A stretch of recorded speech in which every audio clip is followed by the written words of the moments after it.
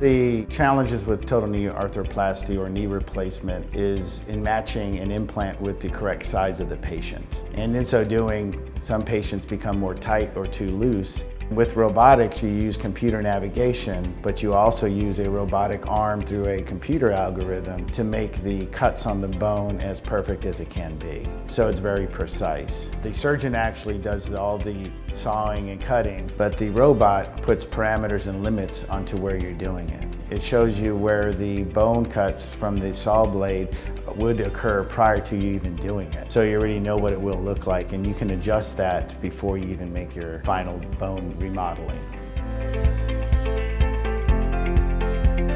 For the patient, the more perfect your knee is, the better your rehab will be, and the more improved function you'll have long term. Benefit is for the surgeon as well. So the first benefit for the surgeon is you feel comfortable leaving the operating room knowing you did the best job that you could. Robotics in orthopedics is rather new. However, the administration at Doctors Hospital is pushing for innovation and supporting this aspect of our medical treatment. At Doctors Hospital, when you come here, you can expect to get the best and the most recent innovation.